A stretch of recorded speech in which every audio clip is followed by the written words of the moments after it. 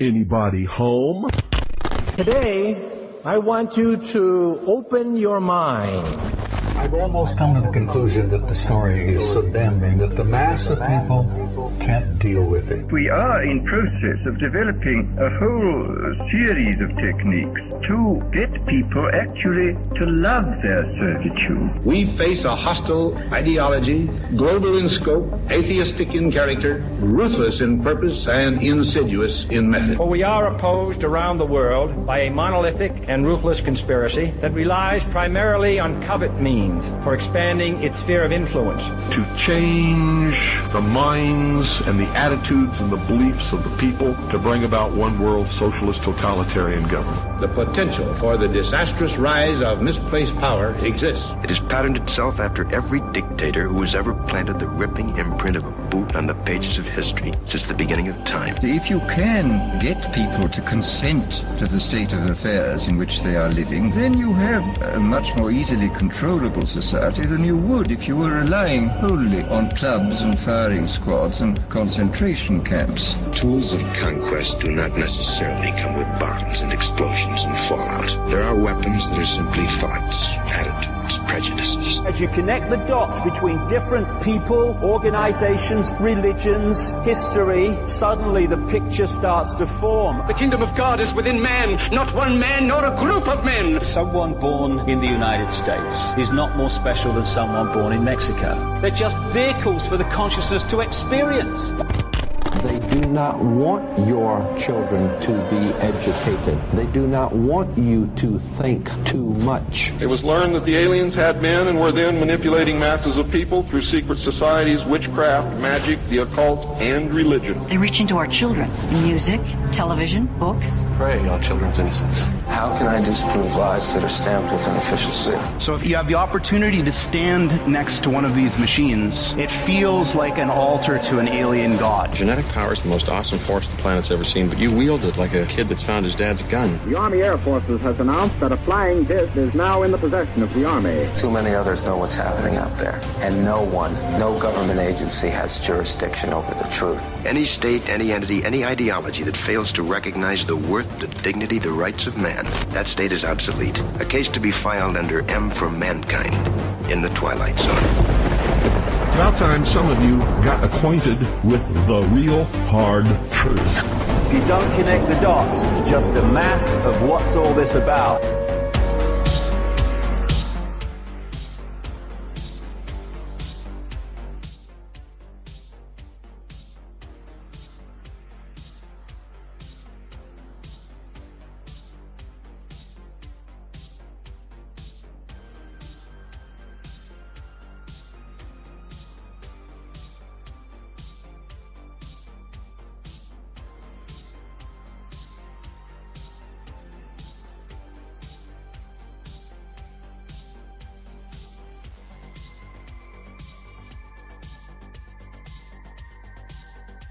And tonight, I am not just Ryan Gable. I am your host, Captain, Sergeant, Field Marshal, Colonel Ryan Gable, here from the Secret Space Program, to inform you on what is happening behind the scenes on Mars and the Moon and Uranus and a bunch of other planets in the solar system that I've never been to before. I'm here to inform you on what the White Hats are currently up to with the defeating of the deep state that is currently underway, the exposure of the pedophiles and the rounding up of the child traffickers.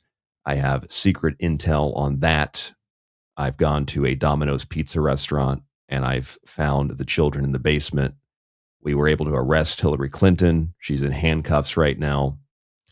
She will be free tomorrow, but we've put an ankle bracelet on her. So if you see the ankle bracelet, you'll know that she's actually in our custody, the White Hats of the Secret Space Program Alliance. Again, I am Captain Colonel Field Marshal Ryan Gable, and welcome to the Secret Teachings. We have an attack of the giant mantis tonight.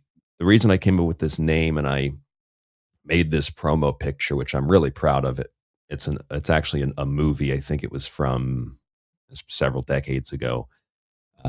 Actually, I played with this picture so long, I don't even remember what the original movie was. I think it was Attack of the Giant, or not the Giant. I think it was Attack of the Bees or something. I replaced them with mantises. This is a popular story that is told in ufology. Mantises, and or maybe it's mantises, but the mantis beings that people interact with. I saw this story years ago from people like Simon Parks. I've seen this story from other people who have claimed that they interacted with some kind of mantis-like being. And I guess the story has now either been recycled or perhaps it's true. Perhaps it's true. And people are actually interacting with these mantis creatures. Because recently, a Lieutenant Colonel John Blitch, former Green Beret Special Forces officer and DARPA scientist, which means, as far as we know, he could have cleaned the toilets for the DARPA scientists, or he could have been a plumber for the DARPA scientists. He's claimed that he was abducted by, well, in his words, a 7-inch / foot tall. I'm not sure how that math works out, but I'm not really good with the different systems. Like outside the US, they use a different measurement system, but I do know inches and feet. I'm pretty sure feet are longer or bigger than inches. I could be wrong about that. I'm not a scientist at DARPA, but Blitch says that he was abducted or contacted by a 7-inch foot tall mantis creature. And as that story began to circulate, our good friend Emery Smith is back. Although he's not really back. Well, he's probably lying on his back from a bender, but he's not really back on the scene per se. Instead, people are pulling old clips of our friend Emery Smith. And Emery Smith is being, from the days at Gaia, I believe, is being recirculated and being called a high-ranking, this is a quote, a high-ranking military scientist. He is not a high-ranking military scientist, but don't let facts get in the way of a good clickbait story. Emery Smith has been dug up when he was about half the size that he is now, and his liver was maybe twice as strong as it is now. And he was being promoted on some of these conspiracy clickbait channels as a high-ranking military scientist who described his encounter with a praying mantis species. So this story is circulating once again. And in thinking about it, I couldn't help but come to the possible conclusion that what these people are talking about, I think that they're real experiences. I really do. I don't think that they're outright making them up. Maybe in the case of Smith, he's outright making it up, which, by the way, I don't hold any kind of personal grudge against Emery Smith. He is a very nice guy, and he will talk to you regardless of what your views are, in my experience. But I think that what these people are experiencing is something that is more akin to a psychic projection, especially considering most of these people are having these types of experiences when they're asleep or when they're in the dream state or they're halfway awake, halfway asleep. In the same way that I've interviewed people in Bigfoot in the past, and they tell me stories like, well, I was in my living room sleeping and I woke up and Bigfoot was there and I really couldn't move because I was still half asleep. And then Bigfoot went away when I fully woke up. And I told that person, I think it's because you were asleep. And they said, no, I'm pretty sure Bigfoot was in my living room. I said, no, I think you think about Bigfoot a lot. And then you had a dream about Bigfoot. And then you imagined that Bigfoot was in your room. If you were walking out in the woods and saw Bigfoot, that's a different story. But when your story begins with, well, I was asleep and then this happened, that's called a dream. Or I don't know if it's technically correct to call it a hallucination, but it might be a hallucination. Or it might be something akin to that. I think that's what the mantis is. Now, the mantis is considered an insect. And we as human beings, we have a variety of different bodies that are built on top of other bodies, right? We have a mineral body. That's our fingernails, our teeth. We have an elemental body. That's the water that comprises our body, etc., the air we breathe. We have a plant body, and that would be our central nervous system. We have an animal body, which is the body itself, the sexual desire, the lower chakras, if you will. We have a human body. That's the body we utilize to do things that are connected with our spirit, soul, and it's how we create art. That's how we make radio. That's how we do things that are informative, educational, intellectual, scholarly, etc. Some people are brighter than that, and those people are considered to have a demigod consciousness, and that goes beyond the physical body.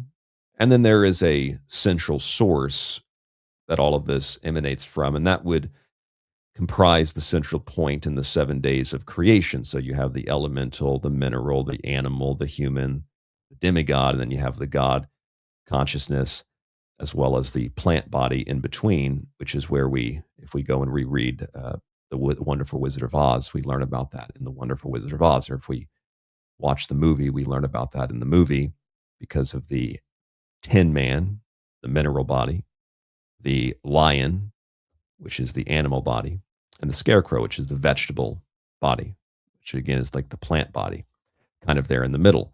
And our brains are also built on these things too, right? We have the reptile brain.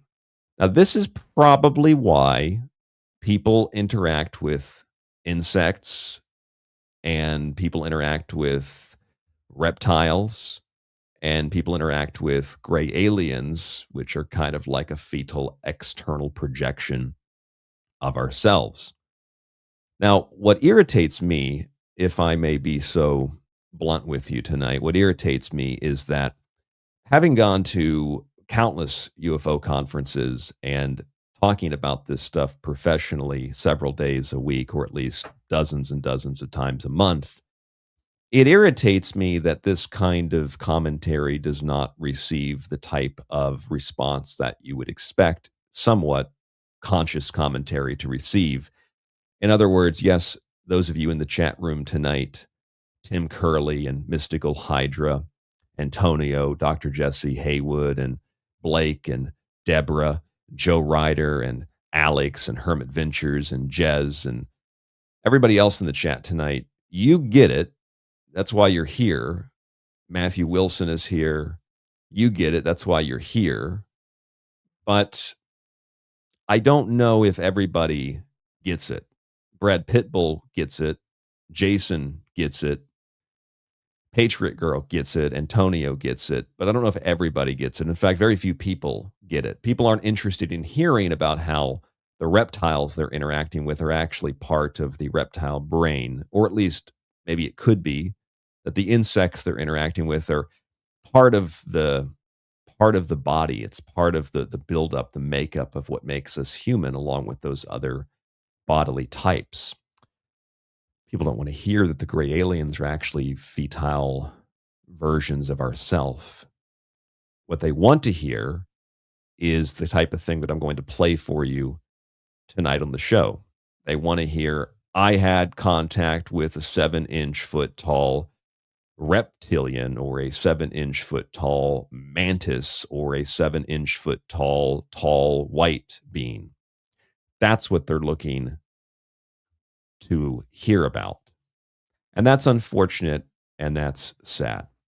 If you're just joining us, again, I am Ryan Gable, aka Captain, Colonel, Field Marshal, General, Master Commander Ryan Gable. I have 75 PhDs, and I've fought reptilians on Mars, and I've fought insects on the moon, and I've also been to Pluto on a handful of occasions. I don't have that credential anymore because it's no longer a planet, but trust me, I've been there. I've also been to a bunch of other planets. I can't tell you what planets they are because then I'd have to kill you, but just trust me, I've been to a bunch of other planets as well. I've also been to Sirius on a handful of occasions, and there are a lot of aliens there. At least that's what my contacts on Sirius have told me. So anyway, The Secret Teachings is the show. I want to let you know, jokes aside now, It took me a lot to get through our introduction without laughing. Just wanted to let you know that I have somebody working on the website. So the website may or may not be changing in real time. So if you're trying to log on to listen to the archive that you've subscribed to, there's always the link available to subscribers, but there might be, I told them not to mess with the archive until last, and I don't think that they will. So if there's any issues with the website, anything changes or you can't access something, a professional is in the process of working on the website right now. That's tstradio.info, tstradio.info. The links below in the show description, however you are listening. That is correct, Brad Pitbull. I am the only survivor of the Death Star explosion. That is true. The Death Star was real. Star Wars was a real movie. George Lucas filmed it. I was in it, but you didn't see me. Just trust me. I had a dream about Obi-Wan Kenobi. And that's not a joke.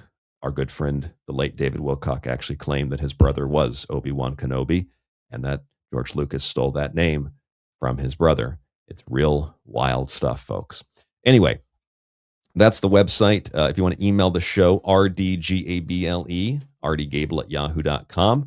If you have questions or comments, also please, I've noticed some people leaving starred reviews. I don't know if they're good or bad on Apple. I'd like to ask you that if you do leave a review, please write a review. I don't know if I've been clear about that. Please write a review. I think our reviews would be 5 out of 5 stars. It wouldn't be for the advertisements, but hey, those ads are how we support the show. If you don't like the ads, sign up to the ad-free archive. You can also grab a copy of one of my books. The books that are available are Garden of Hallucinations, Liberty Shrugged, Occult Arcana, and Protocols of Goyim. Garden of Hallucinations and Occult Arcana do have quite a bit of alien UFO type subject matter in them if you're looking for that type of material. Before we begin with playing these clips, I wanted to read you 2 paragraphs from something that I thought was interesting and has absolutely nothing to do with aliens. But the more I read it, I thought, actually, it doesn't have anything to do with aliens, but it does kind of have something to do with a fantasy world that people choose to live in. Let me show you what I mean.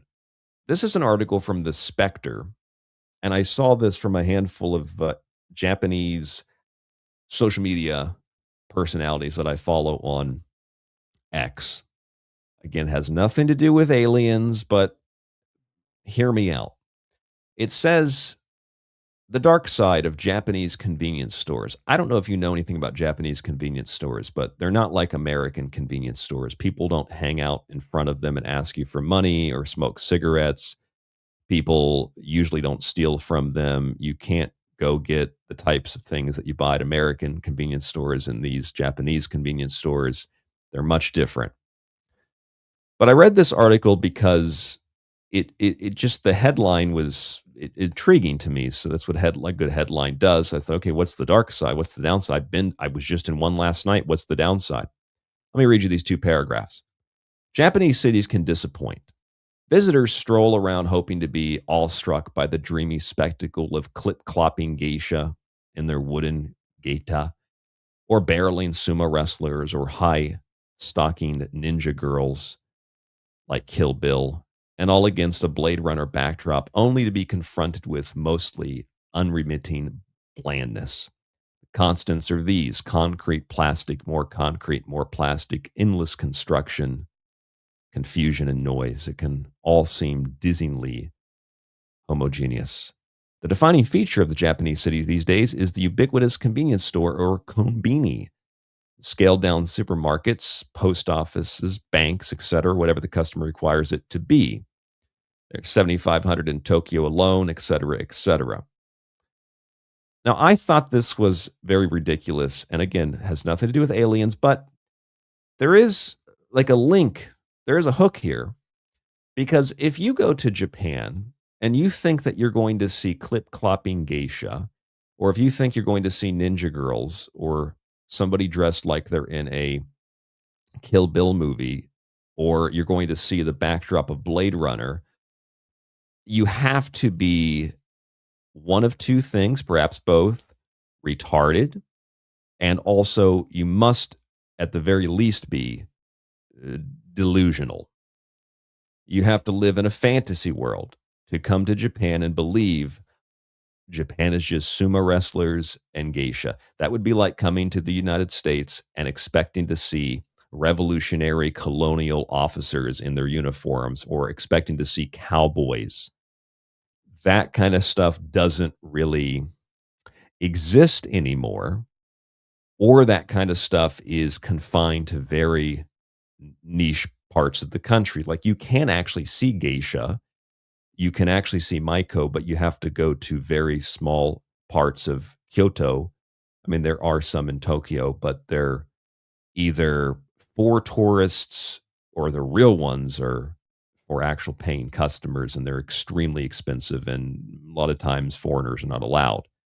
I just found it strange that people come to Japan and think there's going to be sumo wrestlers walking down the street. Like, you're going to be buying a rice ball and there's a sumo wrestler in front of you, or there's some ninja girl. Are people retarded? Again, has nothing to do with aliens or UFOs, but it's that mindset, I think, that is present in the UFO community. It's the mindset of expecting something that is fantasy, entertainment. The exaggeration of, like, stereotypes. You know, I saw something I couldn't identify in the sky, so by extension, I was abducted by aliens. It's the same kind of jump. I saw some stuff about Japan in a movie, so if I go to Japan, there's going to be sumo wrestlers on the plane. It's the same kind of a jump. It's the same kind of a thing. And I think it's the same kind of a jump when people have dreams and think, well, I had a dream, and that had to have been real. That couldn't have been a dream. It had to have been real. It couldn't have been my subconscious overflowing, and my fears, my doubts, my hopes, my desires, my wants being projected into symbolic form in a dream. No, that had to have been real. It couldn't have been the movie I watched at 1 a.m. in the morning and fell asleep watching, and then had a dream about the exact type of thing that happened in that movie. The movie was fake, but my dream was real.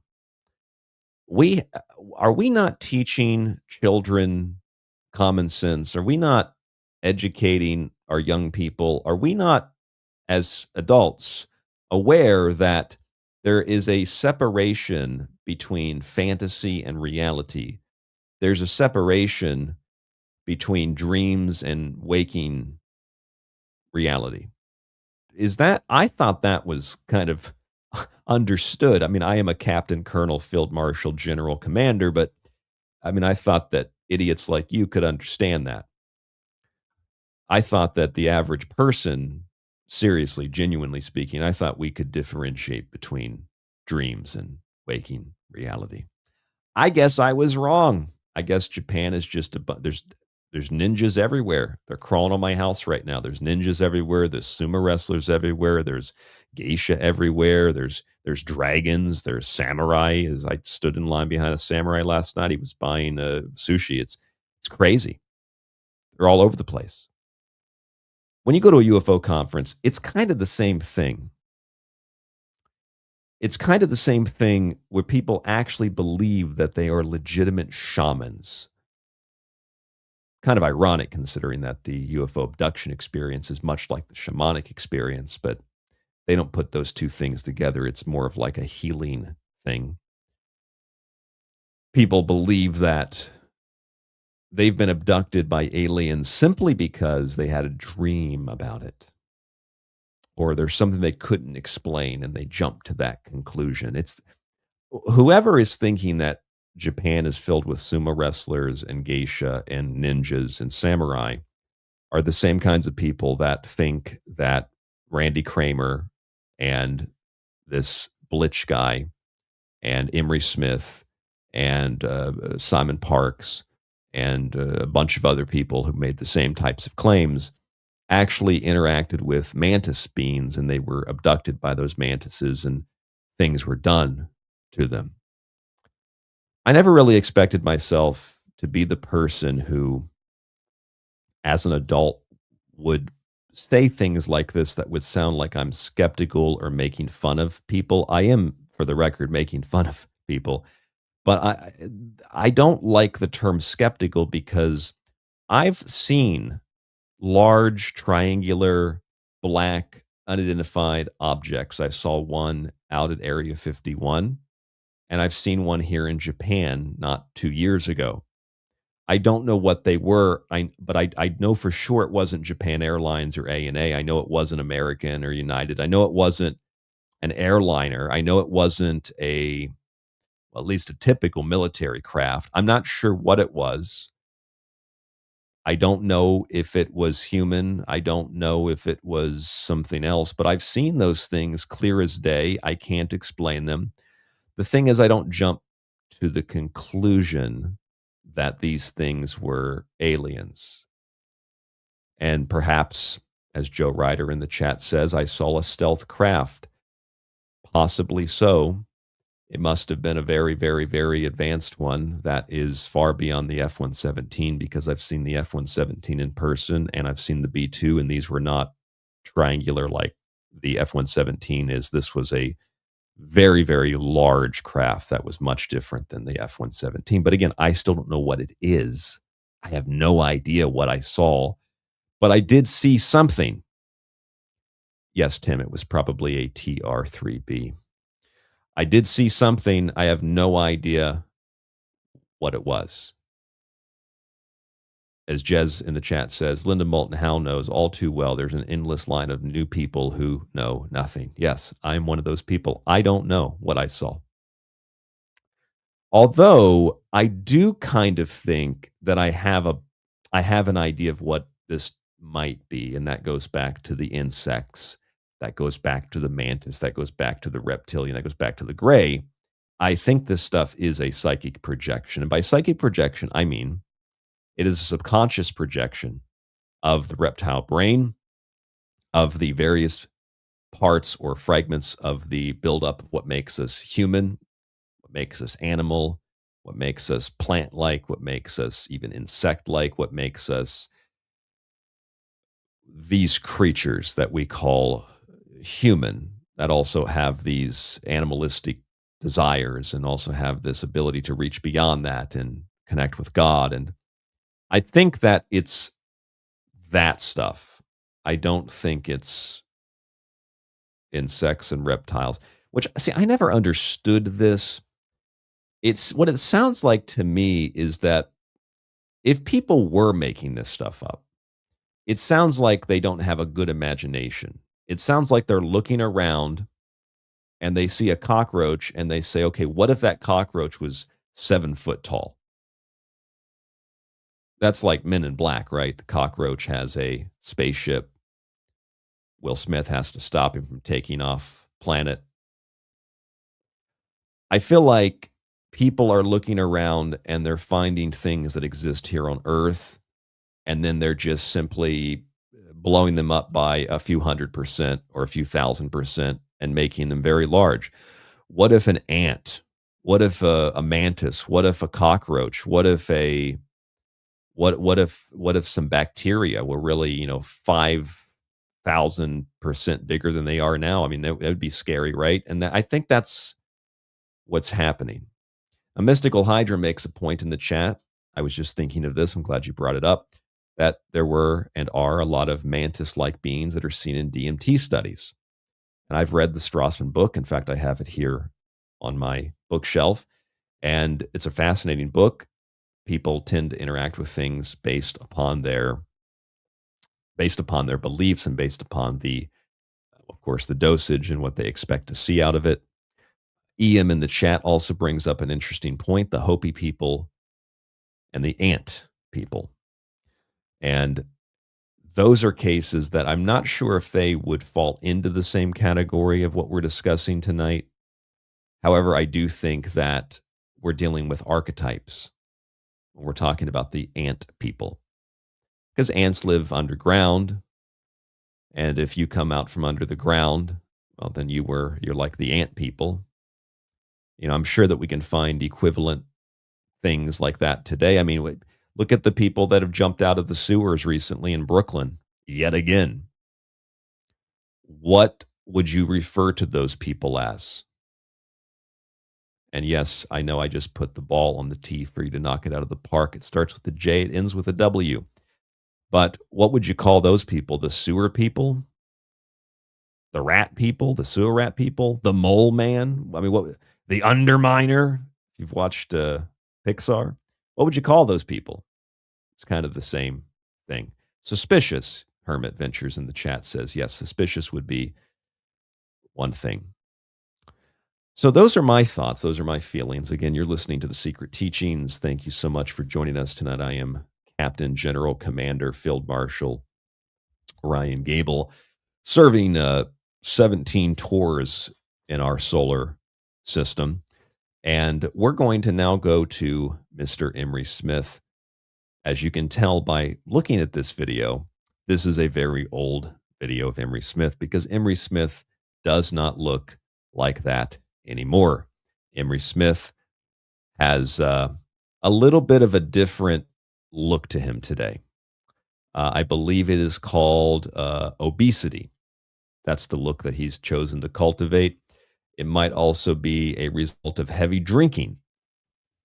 That is the look he's chosen to cultivate. But Mr. Emery Smith, that's Emery Smith 3-3, Mr. Emery Smith, he had an interaction with one of these mantis beings. As you can see here, Emery Smith, for those of you watching the video, he has gotten a little fatter. You can tell by the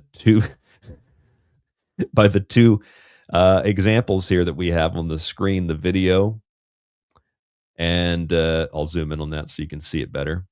Here's the video of Emery days making that good money, and here's the more recent Emery where he looks quite a bit bloated.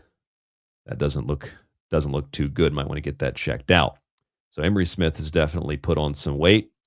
We might, if we have a moment here, we might also go to the Emery Smith website and we'll do an update check on that. I believe he's changed his website as well.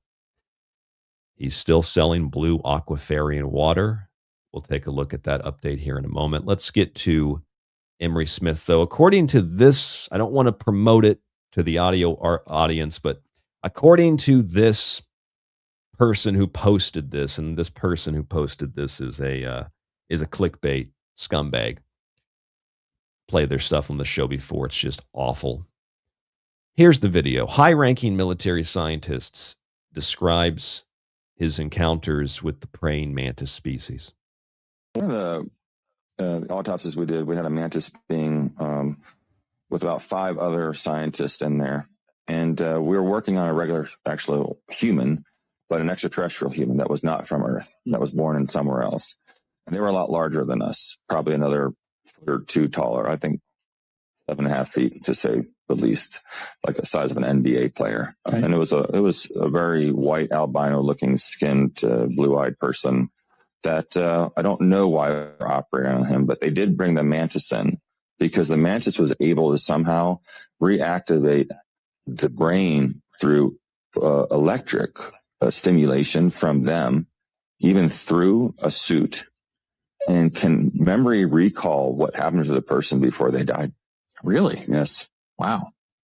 And that's why sometimes they are brought in. And they're very docile, very gentle beings.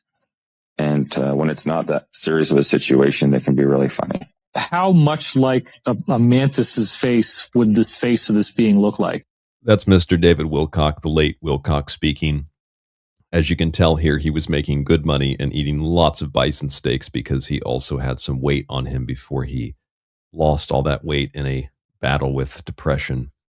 It is dead on. On the mantis, it is dead on that triangular shape with the bulging eyes. And it's all the same color. You know, their face and eyes are exactly the same color, so it's a little weird. They're usually a pale green, and they can change color at will.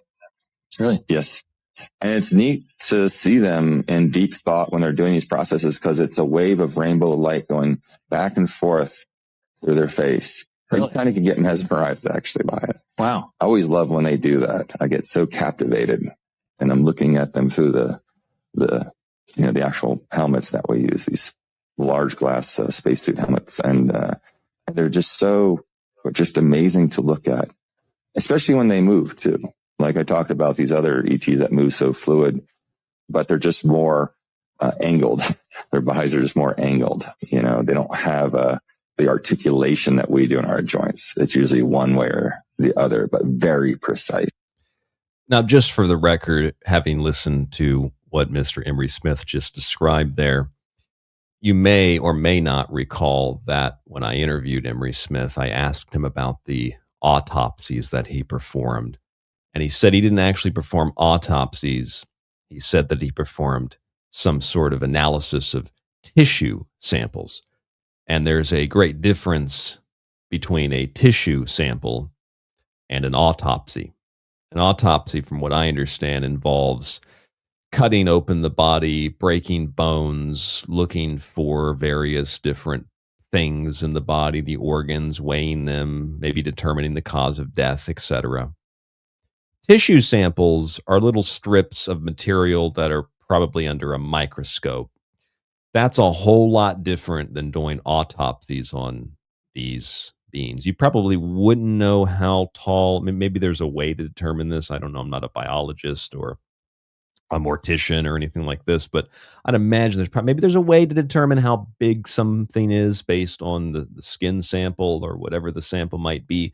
But he said he dealt with tissue samples, which are much different than doing actual autopsies. Now, when he was speaking and talking about these insects, I couldn't help but think, when he's talking about the way that they behave or the way that they interact, it kind of reminded me of that movie A Bug's Life. Remember that movie A Bug's Life? It was one of the original Pixar movies, when Pixar was actually good, when it actually could compete with Ghibli from the west to the east. Bug's Life had a character in it that was like a mantis, and he was an actor.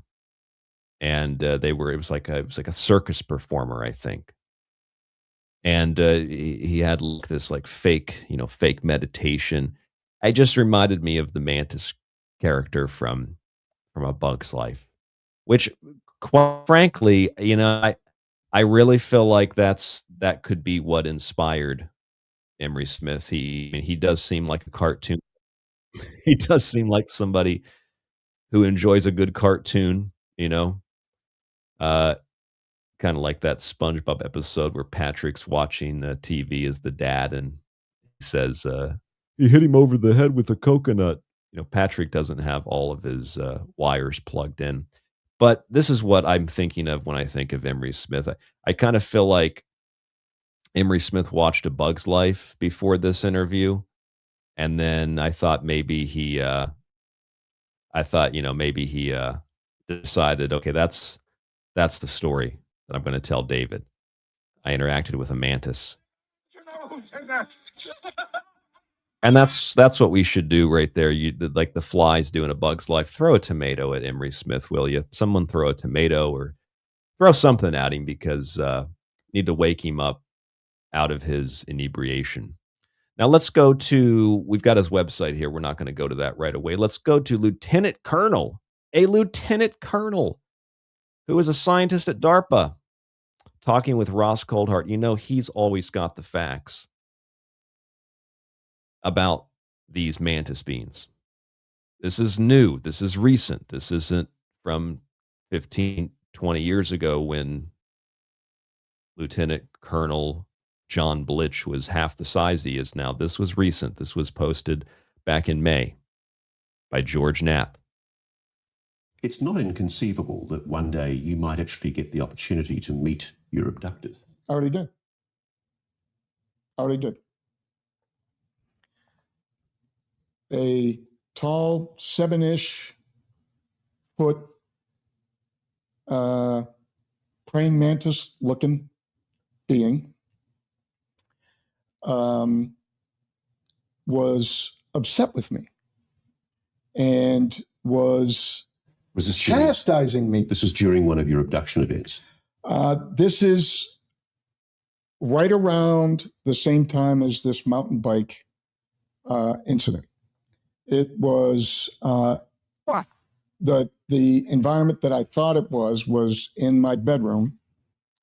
Ain't that a shocker? The split level house. It's always in the bedroom. And it came through a sliding screen door. There was a deck out there, 3 stories up, no stairs down, and just walked right through the door, was standing over me.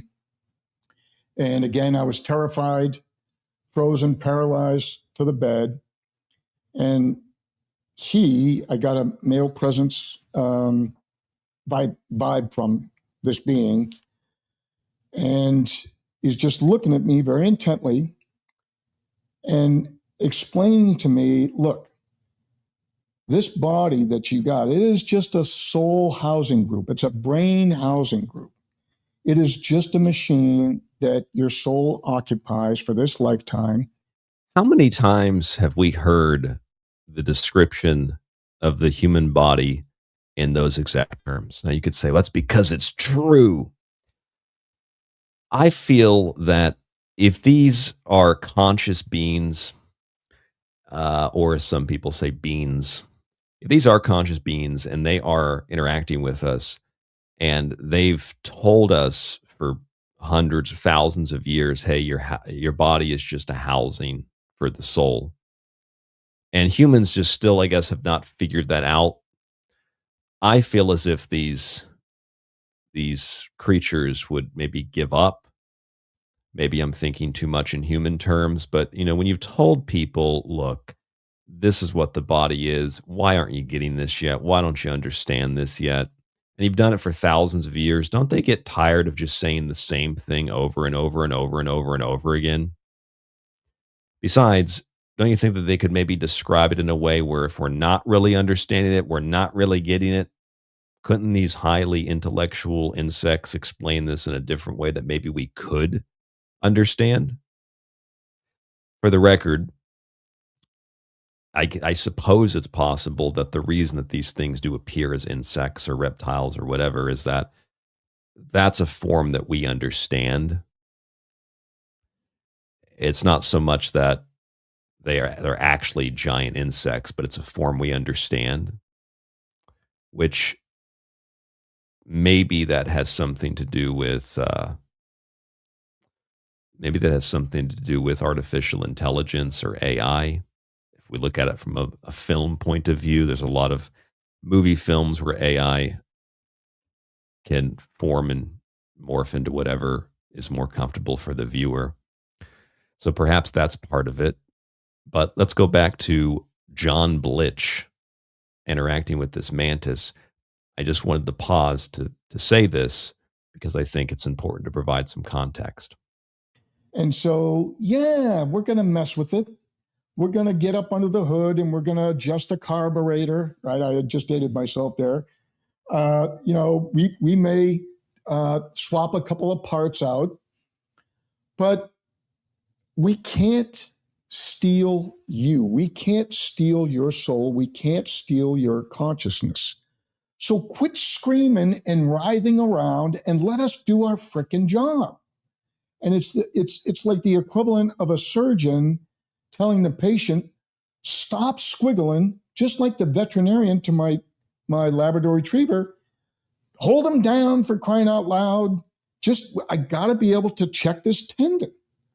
So I don't know about you, but considering what we know about the ufological community, there's a lot of sex, there's a lot of forced sex, there's a lot of attempted sex, there's a lot of things that happen in ufology that seems to be very much based on human sexuality.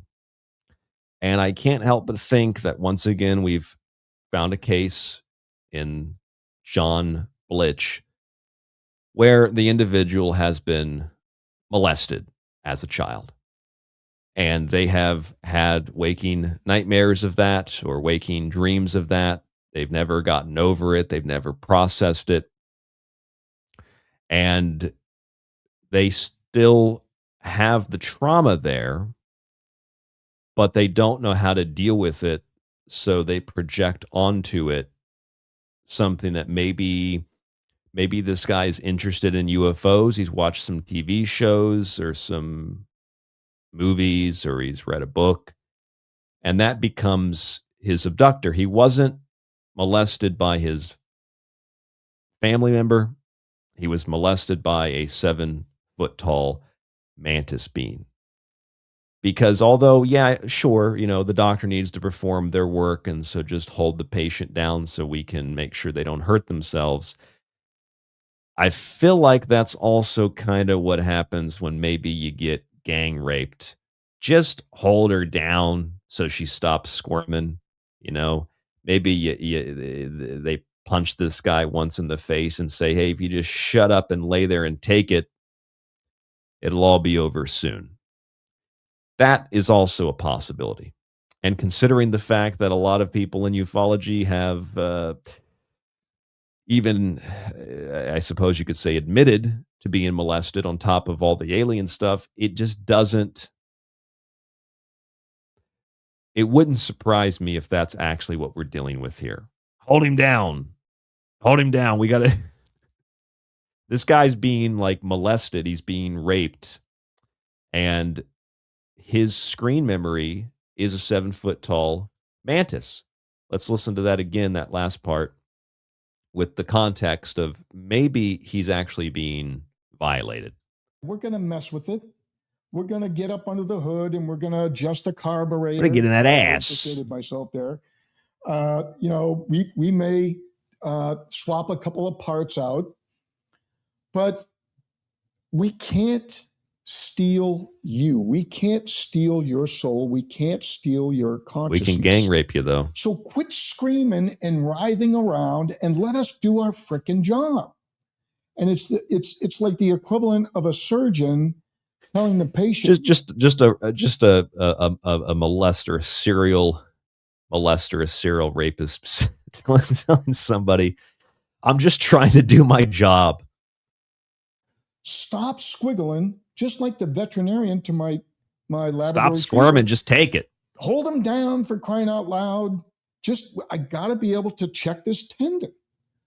And so I got that I'm trying to check his asshole with my penis. Condescending and vigorous instruction. But here's the thing. As proof. That's a good point too, Mystical Hydra. If that's what your surgeon is doing, you might need to find a new doctor. His mandibles that were kind of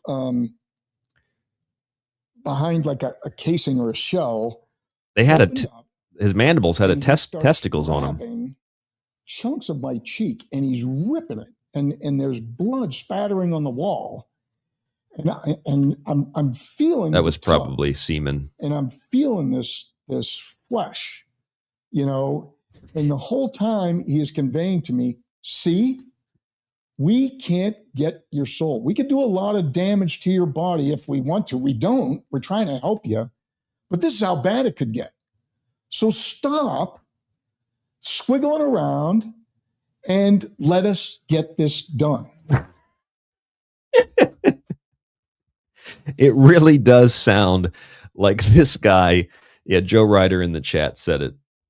Yeah, he's getting pounded. That's what's happening. First of all, if you did have a doctor who was like, all right, just hold him down while we do this surgery, yeah, you might want to get a new doctor.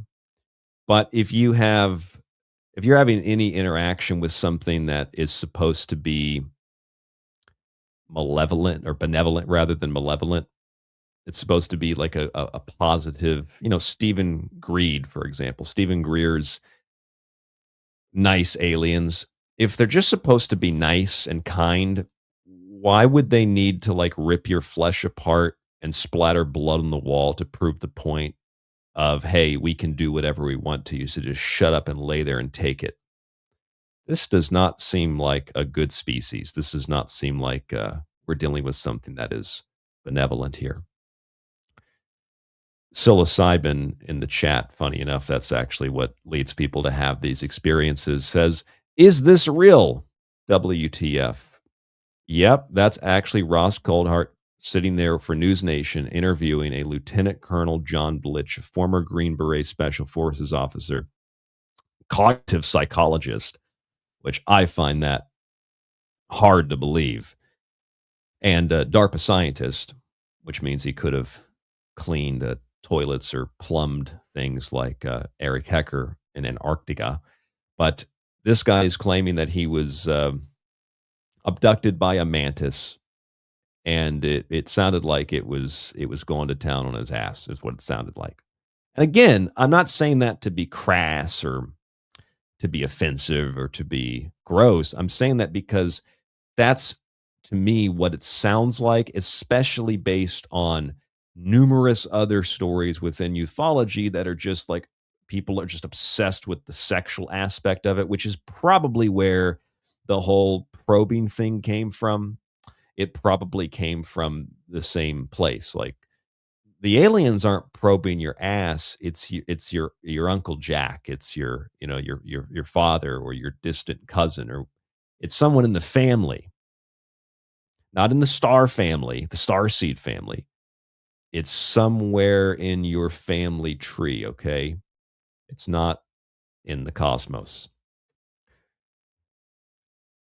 Jez says, so wormholes are actually bumholes. Yes, that's actually correct. That's correct. That's how they transport the entire species here. They get up in Lieutenant Colonel John Blitch's ass, and the spaceships come through. That's how they open the portals. It's just absolutely ridiculous.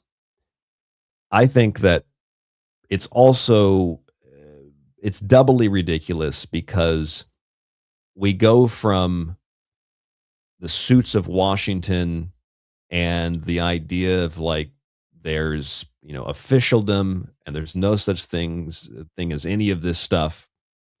The aliens, paranormal, super, none of that exists.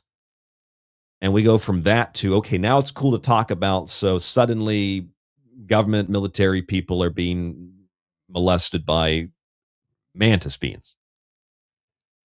I feel like we skipped over a really important part of like the possibilities that there is something, maybe it's just psychological. There is something here. There's something we're dealing with here that is maybe non-physical. And maybe we could look at it from a different perspective before we just jump to the conclusion that some mantis tore your face apart and splattered blood on the wall, and then you regenerated. I mean, that it sounds like something that would happen when you're on DMT. It sounds like something from the Strassman studies. And in fact, I'm not sure exactly where that book is on my shelf, but I could pull it out and just randomly open it, and I'm sure I could find something good in it. I'm trying to see if I have it here it's on the shelf somewhere. Where is that book? I think it's here somewhere. Maybe I put it in the closet. I have another book, a box of books in the closet somewhere. And I've got too many to even go through it right now for the show. I should have pulled it out before the show started. But if you read that book, it's a lot of the same stuff as some listeners in the chat have pointed out. Or I pulled this book out, Carl Jung's analysis of flying saucers. I've not really read a lot of Jung, but this is good. I paid, what did I pay, like $10 for this book? It's very, very good. Specifically, the archetypical analysis of what we're potentially, or what we probably are, dealing with here. So let's move on. Let's look at Simon Parkes now. I found this real wild website with some of these videos here. This is Galactic Anthropology. The off-world mantids, I guess they call them mantids. We have Rebecca Rose, her testimony, and we have another testimony here from Simon Parkes. Let's listen to Simon Parkes. He's one of those very sexual ufological types. Let's listen to what Simon Parkes had to say about his mantis, or mantid. Is it mantid? I apologize to the mantids. I've been calling you mantises, but his mantid experience. Assuming it will load. There we go. From being born, and probably about 6 months old, the first memories I have of being in the cot, and then I'm on my back looking to the right, and I can see the slats of the cot, and then these two green, just describe them as stick things, just like bean poles coming in. But because I'm quite young, I can't actually sit up. But the next thing I'm aware is some movement above my head. And then I look, and then there are 2 hands coming down to get me, and they're green, only 4 fingers, and they're not like Mummy's hands, because Mummy's hands are pink and Mummy's got thumbs, they're 5. These are green, pointed, and there's 4 of them. And then they disappear. I'm picked up round the middle. Doesn't hurt, just very firmly gripped. And then as I lift, my head goes backwards, so I don't have any view of the creature at that point at all. I'm just lifted straight out of the cot and then turned upwards, and my head then falls forward like that. It doesn't hurt me. And then I'm old enough to be able to lift my head up, and I'm looking straight into its face. And researchers refer to them as mantids. Oh, okay. So it's green. It's got very huge eyes, 2 tiny little holes for a nose, a very thin slit mouth. And it actually enters my mind through my eyes. It sends a message, which I feel going down my optic nerve into my brain, and it says, I'm your real mother. I am your real mother. I'm your more important mother. And did you have a sense of peacefulness, or how was that? How did that? No, I was just extremely happy. I had a feeling of falling. If you imagine falling down a well. Oh, yes. So you're falling down a well, but you're not scared. It's just that you've lost control, if you like, and you're just falling. But at no point was it a threatening feeling. I wasn't threatening to have aliens molest you or have aliens enter your room. None of that's threatening.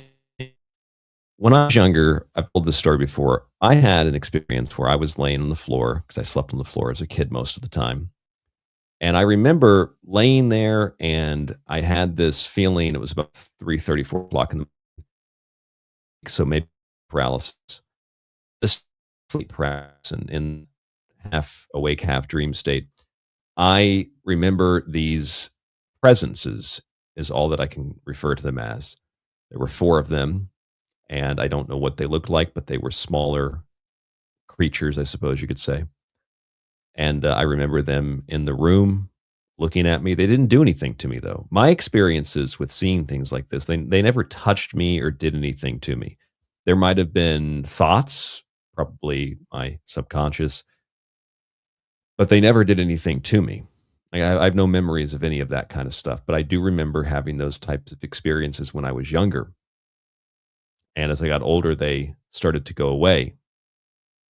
I doubt that I was traumatized in any way, because I don't have those traumas. I don't have that traumatic memory. In the case of Simon Parks, he didn't just interact with a mantis being that said it was his mother. And yes, Reno in the chat, you're right. This dude is full of crap. He had, well, what's referred to by this news article from Australia. He had a alien sex romp. I wish I had the sound clip of David that said, "I'd rather take a round of sex romping." Maybe he got that from Simon Park. Simon Park says that he had an alien sex romp.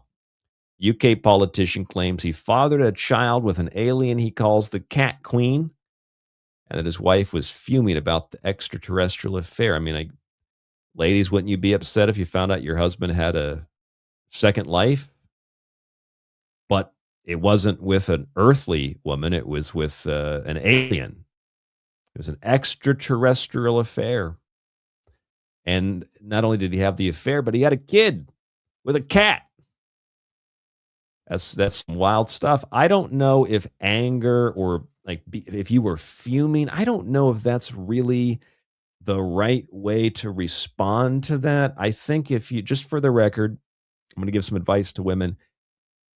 And I think this might apply to men too, but it especially applies to women. If your husband or your boyfriend comes home and tells you, honey, I've been seeing somebody else, and they're pregnant, and actually they've already had the kid, and I basically have a double life. I just wanted to break it all down for you and tell you the truth. It's been really eating away at me.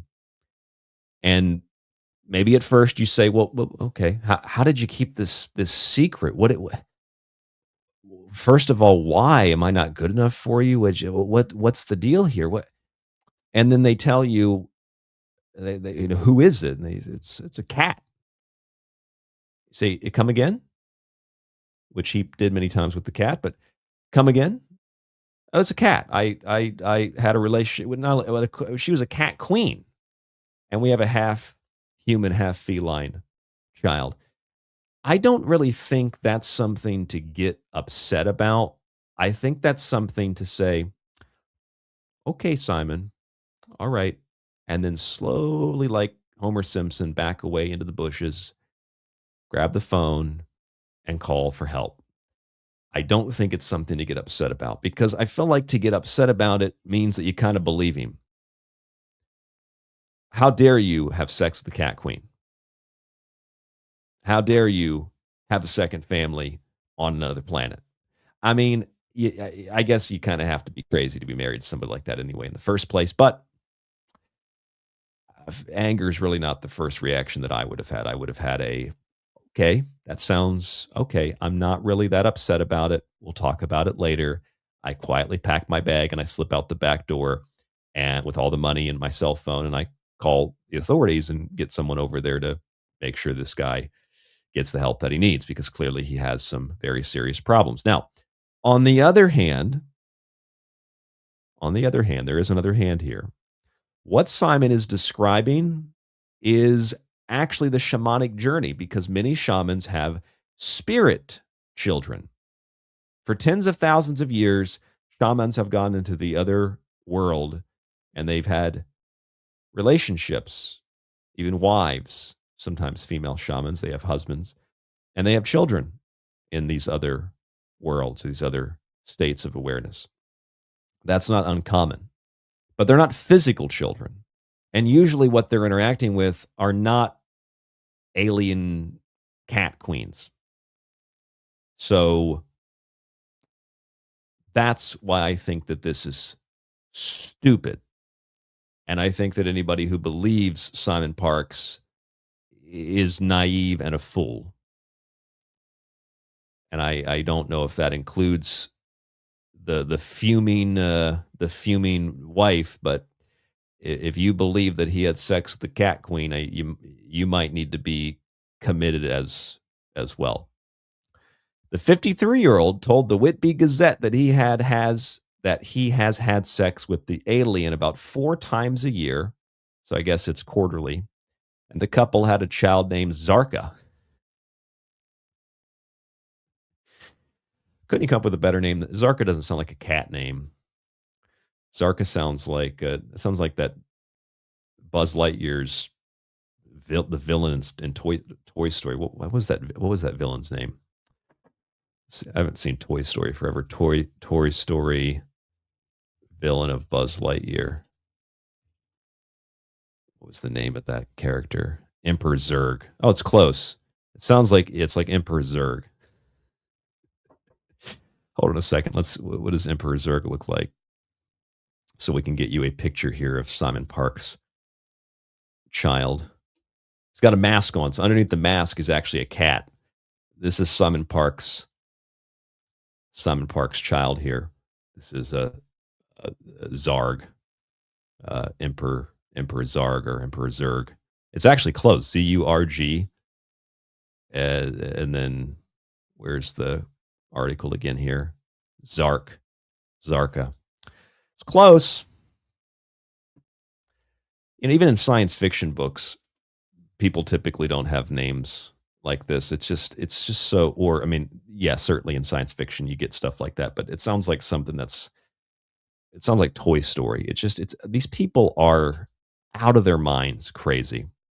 Simon Parkes said he remembers being visited by aliens as a child. We heard him say that. He said his family had been supportive since the documentary aired last week. My daughter emailed me during the breaks and said, "You've handled it well." Sounds like his daughter also needs to be committed. "You've handled it well, Dad." Nobody could have handled having sex 4 times a year with a cat queen and having a child named Zarka. Nobody could have handled that better than my dad. My dad is just a great guy. The whole family needs to be committed. The whole family, all of them, need to be committed. I forgot about some of the details of this story. Anyway, that's Simon Parkes. We also have in this award-winning website here Rebecca Rose's testimony. Let's listen to Rebecca Rose. Rebecca Rose brought forward testimony about jump gates and this is one I've not heard of yet, the Siaker, how do you pronounce that? CIA, it's a CIA car planet in the Kuiper Belt. Anybody have a guess on how to pronounce that on the screen? It's spelled CIA. It's literally spelled CIA. Kahrr. It's I guess it's a planet. The CIA have their own planet. We had a lot of Jesus interactions Christ. with the Mantids, who I have a lot of. I actually really respect the Mantids, and Me too. Me too. had good interactions with the Mantids, but they were our primary. She willfully had sex with How do them. I say? We co-opted some of them to work for us as surgeons, and I mean they're very highly gifted with frequencies, technology of frequency. Yeah, but they ripped another guy's face off. But we were also tasked with trying to get some of their technology, I guess. And they lived underground. They were, to me, they were living in a built-out environment that was extremely high level, like nothing I'd ever seen before. And our commanders wanted us to kind of figure out what the technology was. Yeah, the Kuiper Belt, but the CIA planet's made up. Surrounding their Mystical Hydra in the chat. domicile, the architecture underground that was protecting them so well, because they didn't have tech like we think about tech as weapons and craft. They didn't have that stuff, but they were very, very highly advanced. And they were living in this kind of, I remember going in there and having a mission. Dean was there, and we've got a small unit together, and our commanders had sent us over. I've never seen someone refer to themselves like Rebecca Rose. Usually people, when they say that they're a psychic, they just say psychic. She says she's a practicing psychic. So she just, I guess, pretends. To figure out, we were just thinking we were hunting for the Mantid, the elders, I've called them, the head of command, let's say the older Mantids that held a certain frequency of the whole Mantid, seemed to hold a whole frequency together for the whole Mantid collective. We thought, if we can get that, we can begin to co-opt all of them, and there won't be any more problems with territorial disputes here. But I remember feeling that this wasn't built by the Mantis. The Mantis had been there long enough to call them native to Mars, but this was built by higher beings from I don't know where. Very advanced architecture that had a lot of light frequency, almost like going into a crystal. There's always crystals and structure, it's always crystalline and light. It wouldn't appear that way, but to feel it experientially, it wasn't. Well, we have a picture of the Mantis that she interacted with. This is the I don't even have human. doctor. It was We have that on the screen right now. But we didn't realize that if we weren't of a certain frequency ourselves, we weren't told this, that we could also be killed by that frequency fence. So a lot of really interesting stuff with the Mantids, and the Mantids didn't want war with us. They were minding their own business, but to us at the time, we were trained to look at them as target practice. Well, what do you think, folks? Do you think that Rebecca Rose's story is valid? Doesn't she kind of have like a Laura Eisenhower energy to her? She kind of has that Laura Eisenhower look. I wonder if Rebecca Rose is also a drunk. That's not a joke, by the way. That's a factual statement. So we have mantises from A Bug's Life. We have Emperor Zurg from Toy Story, and it's all par for the course. People watching cartoons and science fiction and being molested and trying to get the memory of that processed and dealt with. What do you think? You think the mantis creatures are real? You think that they're making them up? In all seriousness, do you think that these people are making this stuff up, or do you think that they're delusional? Do you think that they're on a substance? Do you think that their body produces a little bit too much DMT? These are natural experiences. Do you think that we're dealing with archetypes here? And some people are not able to process nor to understand what those kinds of experiences are, or they live a life that leads them to have those types of experiences, which is a mixture of what they want to believe, mixed with what they're interested in, mixed with not understanding like what's a dream and what's reality. I don't think all these people sit down and say, let's make stories about this up. I don't think that. In some cases, I do. In the case of Emery Smith, I kind of think that he does that. But I don't think that that's the case in all of these cases.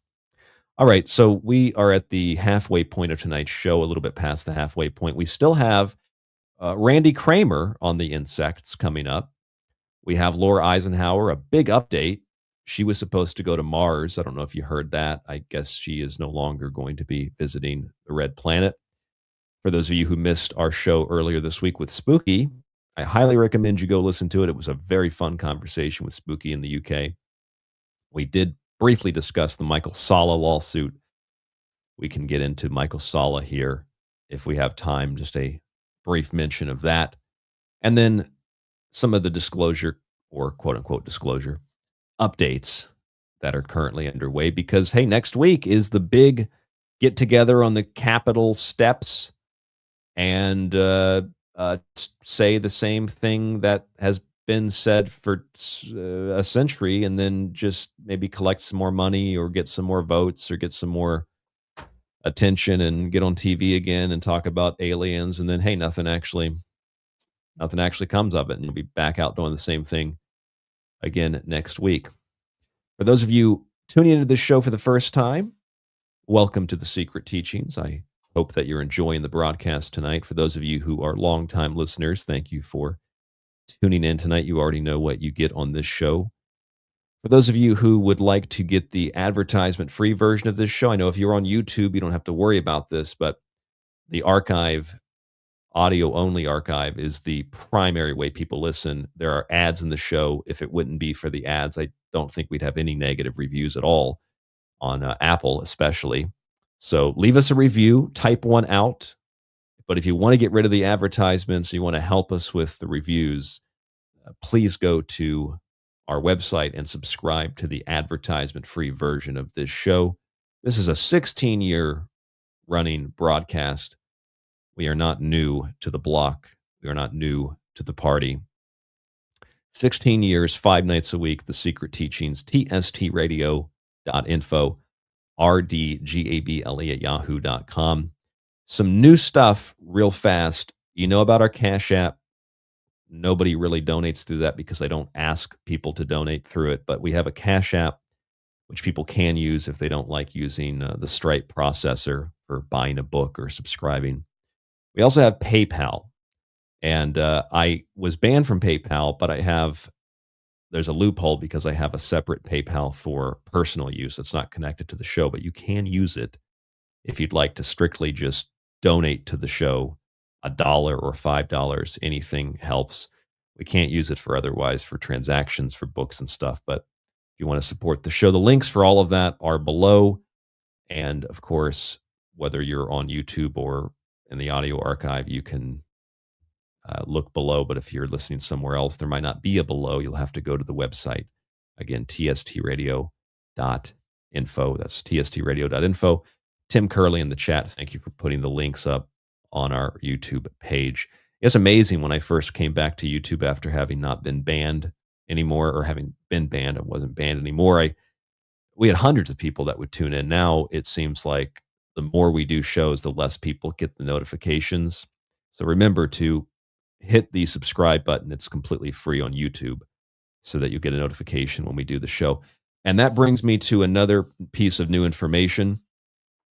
And I hope this doesn't throw too many of you off. But my schedule is somewhat erratic considering the time differences between Japan and the United States. And so when it's late night my time, it's early morning your time. And that means that, I have to stay up late to put the show promo out. And I have a lot of sleeping issues because of this. So what I'm going to do from now on is, this is my goal. We will be here next Friday, but what my goal is I want to, when I do the Friday show, it's Saturday morning here. So a half of my Saturday ends up getting taken up by doing the show. And even though I get Friday off, I want to have like consecutive days off in a row. That would really help with my sleep and everything else. So what I'm going to do is from now on, the live Friday show, I'm going to try this for a while, is actually going to be on Tuesday. Well, my Tuesday. It'll be Monday night. So the Monday show is going to be a live video show from now on. After next week. Next week we have John Peasy on, I believe. So the week after next will be, I think that's what, the 12th, 13th, 14th, it's like the 15th, I think. 15th or 16th, it's that Monday. Will Monday night your time, around the same time that this show started tonight, you'll get the Secret Teachings live on YouTube. And then the show will be normal every other night of the week. And then instead of having to wait until Friday night to get the show, you'll probably get it earlier in the day, but it won't be a video. So anyway, we're switching Friday live videos to Monday live videos. It's going to be a big help for me, and I'm going to be able to have like 2.5 consecutive days off, which is going to be really nice for kind of unwinding and relaxing. As per the time, Joe Ryder, as I said, it'll be pretty much the same exact time that it is now. What is it like? It's about either 8 or 9 a.m. my time. We start, which is between 6 or 7 p.m. Eastern time. Whatever the case might be, just make sure that you check on the YouTube link. I put out the stuff on Facebook and X. Just check the links. You'll see them posted before the show. Usually the morning of your time, the morning of. So you'll see Monday morning. I think it'll be Monday morning. You'll see the show posted. Psilocybin in the chat. Yeah, it's about 10:21 a.m. here in Tokyo. It's early morning. I've got ninjas climbing on my house right now, as you probably know. All right, let's get back to the show. Let's go to exopolitics.org. Is exopolitics.org, is that the website of Michael Salla? Oh, it is. Michael Salla, who's being sued because he said some real dumb stuff about Amy Eskridge. Remember Amy Eskridge? We said, pretty sure she was abusing substances. It appears that she was inebriated in one of her videos. She might have been a scientist. She definitely was probably more of a scientist than David Wilcock was. But Michael Salla is being sued because of this thing that he posted on social media. He posted the following. He posted, anti-gravity researcher Amy Eskridge did not die in 2022.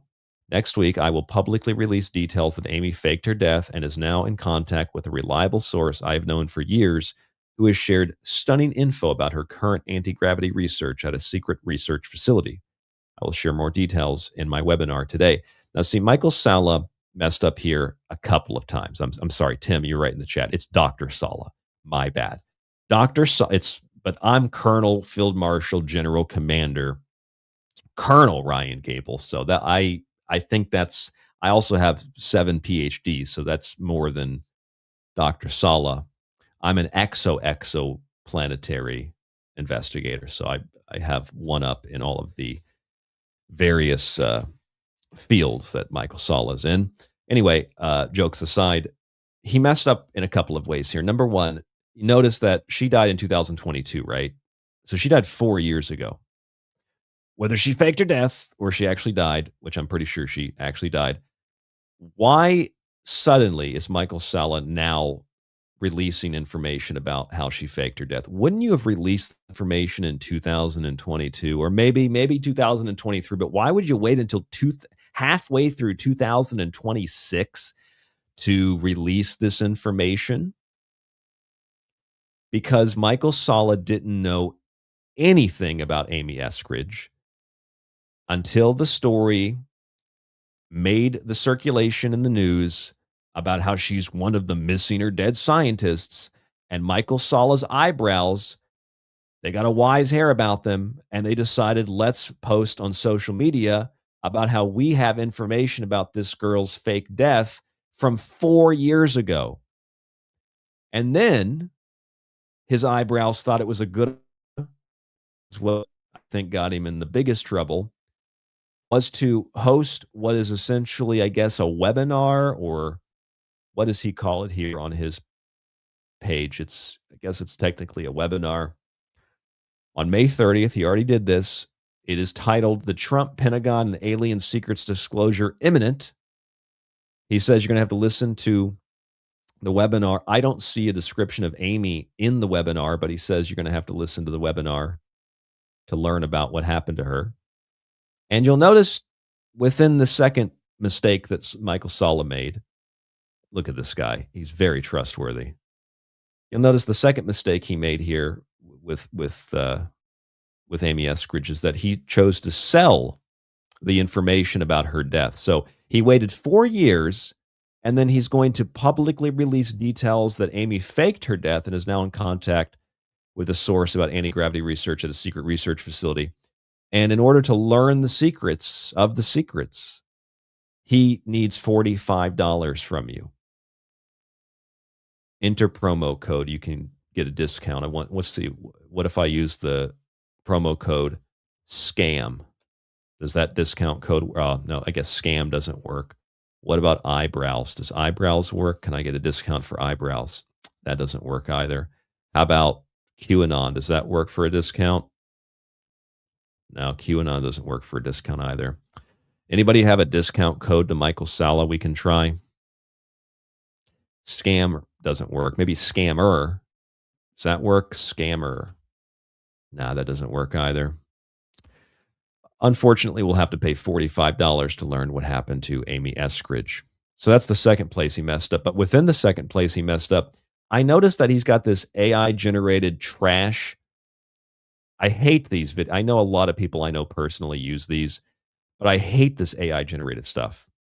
In fact, I'm going to start kind of promoting the show as we don't use AI. We don't use AI-generated. I make all my own promos.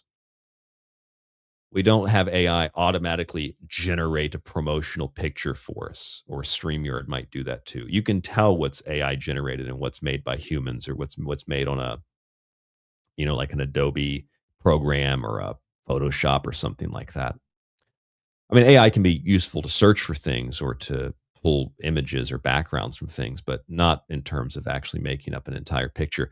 But you'll notice here, look at this. The White House has registered alien.gov and aliens.gov, the official online locations for extraterrestrial information. Michael Salla is such an idiot.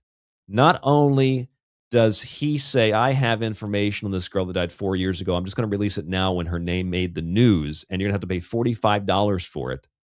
But if you go to alien.gov or aliens.gov, as all of you know, it's not a source for extraterrestrial information. My God, that scared the shit out of me.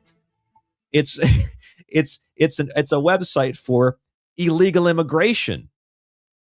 Dr. Michael Salla is an absolute fucking idiot. And this, among so many other things, proves it. This website is about illegal aliens, and he has it here listed, the official online location for extraterrestrial information. But that's going to be $45 to learn about the truth. What an absolute scumbag. Just an absolute piece of shit. Unbelievable that anybody trusts this guy or pays him for this nonsense. I hope that the lawsuit turns into something and Michael Salla gets sued for something big. I hope that this destroys his career. Here's a copy of the page of the lawsuit filed in British Columbia. It says, by reason of the facts pleaded above, false public allegations that Amy did not die, faked her death, and secretly continued research necessarily impugn the honesty, reliability, competence, and credibility of persons who confirm, memorialize, authored, or relied upon Amy's death, including the plaintiff. If you want to take a screenshot of that, or you can find the link under Michael Sala's post. Let's go back to Michael Sala's website because we're talking about the attack of the giant mantis tonight. Exopolitics today. Former Marine claims he spent 17 years protecting secret Mars colonies. That would be Randy Kramer. Note this description that says he claims that there are 2 indigenous species on Mars, both of which are highly intelligent. He wasn't one of them. It doesn't actually say that. One of these was a reptilian species that was very aggressive in defending its territory. The other was an insectoid species that was equally capable of protecting its territory. So there's an insect species and a reptilian species, and he's interacted with both of them on Mars. Now, for those of you who don't think, you might think there's no way he actually said something like that. He did. And we have the video to prove it. Although most of you have probably, if you're listening to this show, you've heard Randy Kramer explain his background before. So you won't be surprised by this. But Randy Kramer, once this advertisement plays, Randy Kramer here is going to explain the insects on Mars. See what they do against this group of guys. See what they do against this group of guys. Now see what they do against this giant insect. Now see what they do against this giant reptile. Now see what they do against this thing. It's just, group after group and then monster after monster until, it was over. And it was just this lots of applause and lots of cheering, These 2 people here, one of them claims to have worked with insects and reptiles on Mars. The other one is an exoplanet researcher, as a doctor, and neither one of them have even mildly decent video quality. Like Michael Sala's video quality looks like he's backlit, so he doesn't have a light in front of his face. Captain K, as he goes by, Captain Kramer, Colonel Kramer, Captain Kramer, which is Colonel Cricket from It's Always Sunny in Philadelphia. Captain Kramer looks like he's using one of those old like $15 480p Microsoft external cameras, like some of the original cameras people used to use when they talked online or played video games. That's what it looks like. The video quality is so bad. You can't go and get like a 4K camera. They're not even that expensive. This particular video was recorded in March. One of those 4K, I looked up getting one of those. They're about as good as my MacBook camera, so I decided not to get one. But it was like, I don't know, it was like $40 or something. You can't get a better camera. I feel like it's like if you're in real estate or any business where you really have to show that you're successful. You don't show up in t-shirts and shorts, to sell a house. You show up dressed nice. I mean, if you worked on Mars, I don't know. Go to a Halloween store and buy a military costume or something. At least try. And they don't even try. That's what makes it even more ridiculous. Let's look at the beginning of this video. And this is fair use because we're commenting on it. What if the greatest secret in human history isn't on Earth, but on Mars? A former U.S. Marine claims he spent 17 years stationed on the Red Planet, protecting hidden human colonies and fighting indigenous alien species. Yeah, this video is fake, Reno. Captain K, he reveals a hidden truth of our modern human history. It's Captain Crunch, is what I think that's the moniker he's using. Captain K, which is a pseudonym, I should mention, for someone who served in the U.S. Marines Special Section. And they're going to be telling us now about his Now, actually by joining special section, they mean the short bus of Mars. into the special section of the U.S. Marine Corps. So, Captain K, just maybe tell us what happened. I mean, you graduate from high school around 1988, and you end up joining the U.S. Well, he Navy. was supposed to graduate from high school in 1985, but he spent an additional 3 years there because he just couldn't figure out how to do basic things. I suppose I should try and clarify. You notice that too. It's like he was in the special program. I bet he was, Michael Sala. The difference between the sort of chronological way that I had to remember how this all happened and the way that it actually happened. I had to make it all up. It was very difficult. Most of my memories and my recollection of doing the training program, being in Project Moonshadow, that was all happening at a conscious memory level that I was not supposed to remember or think of at that time, unless the triggers are activated, in which then, the alter personality.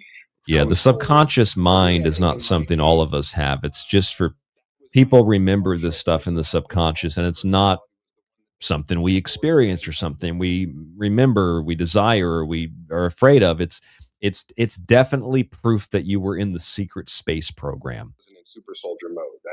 I think in that way it was also a little bit reverse from the typical trauma-based mind control, where you're trying to allow that person's main personality to still be functional and create a separate personality through the trauma, where in this case it was more like, we're building you from the ground up. So that's who you really are.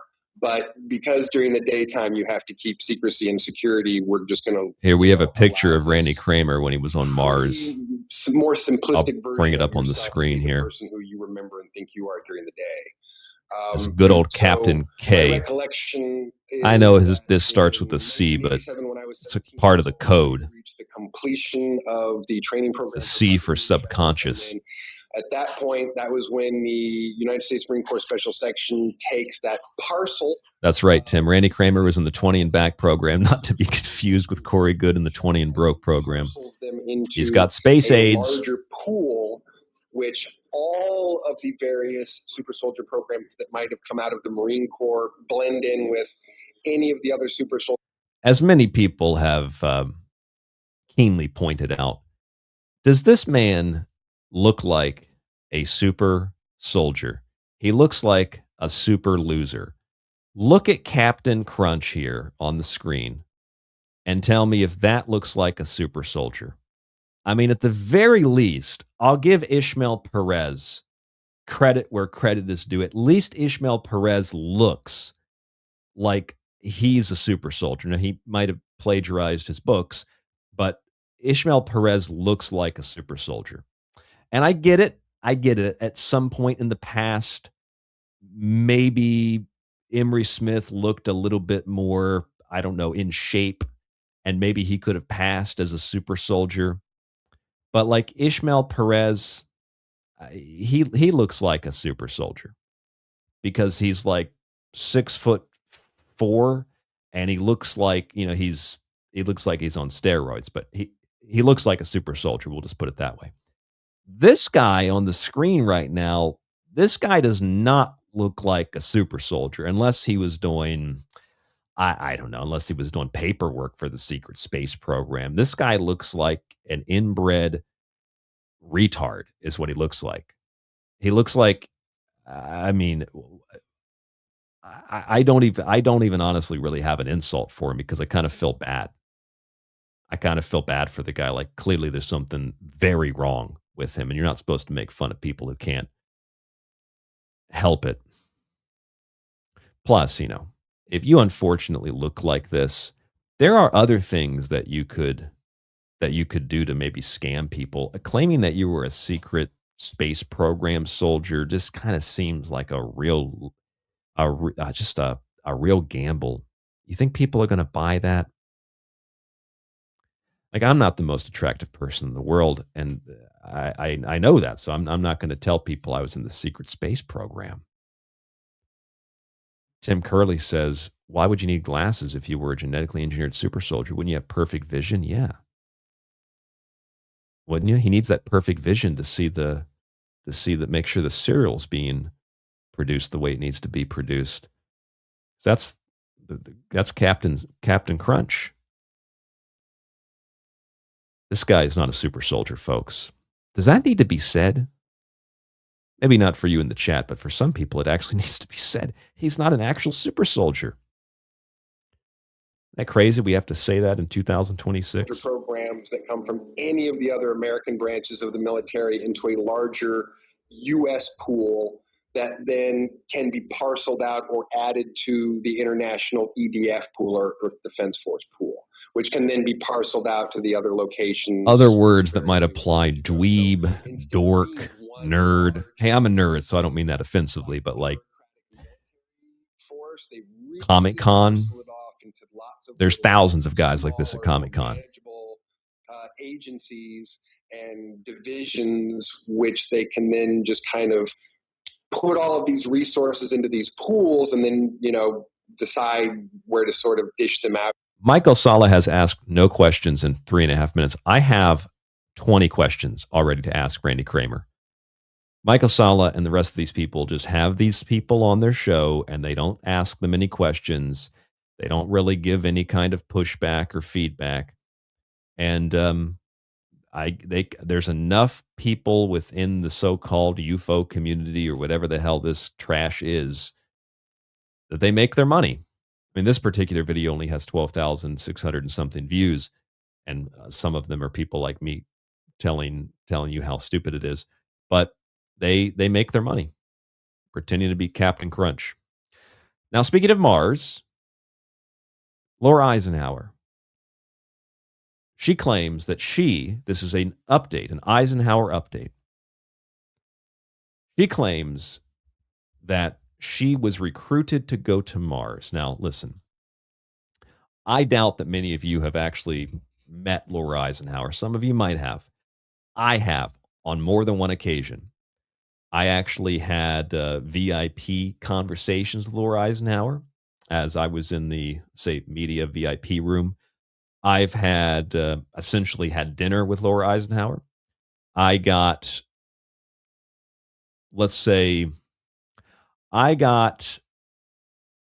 patted down aggressively by Palm Springs TSA because of Laura Eisenhower. What had happened was she had some charcoal pills that she had been taking, probably to absorb the alcohol so her liver wouldn't shut down. And she had some charcoal pills on the table one evening. She was real drunk. She was hanging all over Jim Mars and Brad Olson, and she never was hanging off of me. I guess she knew that I probably would have shoved her off of me aggressively, but maybe I'm just not that attractive even for a drunk woman. But she had some charcoal pills on the table, and I was trying to be nice because I knew that she was blasted and not into outer space. And so I got these charcoal pills and I picked them up and I put them back in the bottle, and I was going to give them back to her the next day at the conference. And I never ended up being able to give the pills back to her. So I gave them to somebody else who gave them to her. But because I had put the charcoal pills in this pocket in my backpack, when the TSA scanned my backpack in Palm Springs, they did that little swab. And I don't know what else, if it was just charcoal or if it was something else, but there was something in it that triggered the little bomb machine. And it said, hey, this guy's suspicious. And they got real aggressive and they took all my stuff. We need you to come this way, sir. And we went to the screening room and they dug through my backpack. And sir, we had a hit that you've got some material or something. And I was like, material. What are you talking about? And I realized I think they were charcoal pills, but like I had some supplements here that I had picked up from somebody, and I put them in my backpack. Is that what you picked up? And after a while, it turns out everything was okay. But anyway, I almost got arrested because of Laura Eisenhower. Not her fault. I was trying to be nice and give her the pills back, but that's the story. They could have been more than just charcoal, knowing her. It said charcoal in the bottle, but it could have been God knows what. Anyway, that's the story. I've spoken to Laura Eisenhower on numerous occasions. I've asked her about the electrolyte wars. I'm not sure which one it was. which happened 5 million years ago on planet Earth. I've talked to Laura Eisenhower several times. She's never come on this show, but I've talked to her a bunch. And Laura Eisenhower is not well. And Laura Eisenhower is not the kind of person who would be recruited to do anything except a drug rehab program or an alcohol rehab program. Maybe she'd be recruited by, I don't know so much about the drugs, but the alcohol for sure. Maybe she'd be recruited by like AA, but she's not going to be recruited to go to Mars. Despite that, Laura Eisenhower has posted the following on social media as of May 29th. It's a video. We'll play it in a moment. She said the video barely scratches the surface. Hal Puthoff was recently on Fox News talking about aliens. Yes, Laura. Hal and a bunch of these guys have been on Fox and other news stations talking about aliens a lot. They've yet to provide any proof of them, but they've been talking about them a lot. He was the main person behind my recruitment to Mars. I didn't know this. Hal Puthoff had recruited Laura Eisenhower to go to Mars. Is that crazy? Alex in the chat said charcoal and ketamine. It could have been. I don't know. Could have been. I'm not sure what it was. All I know is that the TSA didn't like it that much. So here, Laura Eisenhower goes on. Ike did not negotiate a surrender with the Nazis or the Draco. I had no idea that Eisenhower negotiated the surrender of the Draco. I wasn't aware of that. I must have missed that in history. Not in 1955 or any year before or after. And she said he did not do it. I mean, I didn't think that he did, but I didn't know that people had claimed that he did. The proof is simple. She goes on to reference, or this is, I guess, Dan Cooper speaking, goes on to reference MJ12. We go down, we play the video here. It's, I don't even have a comment on it. Let's just play the video. All right. It's time for disclosure. These topics are being addressed. I'm an alcoholic. As we know. UFO. I have a problem. Fox News reporting on it. And guess who is allowed to speak on the subject? Hal Puthoff. And guess who Hal Puthoff is? He is in the aviary, and he was the handler of my ex. Those were the recruiters that wanted me to go to Mars. So if... No, they wanted you to go to an alcoholic clinic. Signing treaties, I better be a part of the conversation. I don't know why family members aren't more looked towards when it comes to these sort of subjects. Well, that's usually what happens. You know, when you're the president of the United States, they go and find some random family member to negotiate treaties. That typically is what happens because, you know, Eisenhower Jesus was Christ. a president that had a lot of important hey, somebody find my drunk great-great-great-granddaughter. I need her to negotiate peace with the Germans. Treaty in 1954, and he did not sign the treaty. He did not have the power to negotiate with any alien groups. That's why he worked with Val Thor covertly. Because that's right, Mystical Hydra. Her handler was in the aviary. It was a blue avian. Interplanetary corporate conglomerate Nazi Draco alliance. So after 1947, Admiral Byrd's expedition to Antarctica. Oh, God, same fucking story. Jesus Christ. Then there was a surrender in 1952 under Truman. So Eisenhower inherited this. The original treaties, when it came to abductions in exchange for technology, was in 1929. And it morphed into many different things from that time forward. During Roosevelt's administration, the Greys actually contacted a lot of world governments.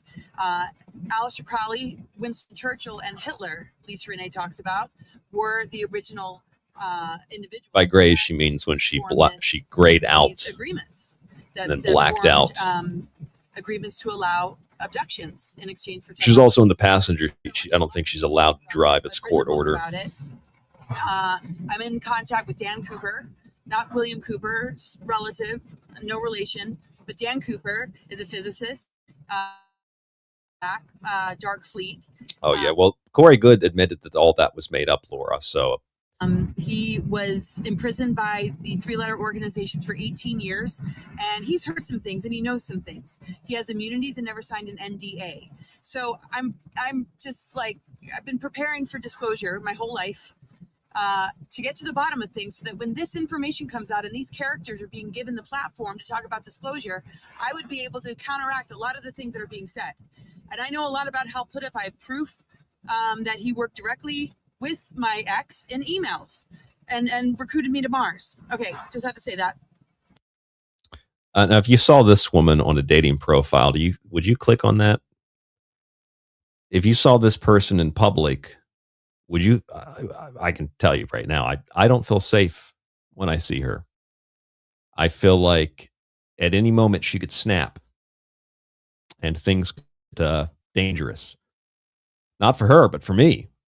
I feel like she is a real class A whack job. I do feel somewhat sorry for her, because I think that a mixture of several factors have gone into making her somewhat crazy. I, by the way, remembered listening to her ramble on about her ex, or multiple exes, and how they were just so crazy. And I started thinking, as I'm listening to this at several conferences over the years, these actually sound like pretty reasonable people.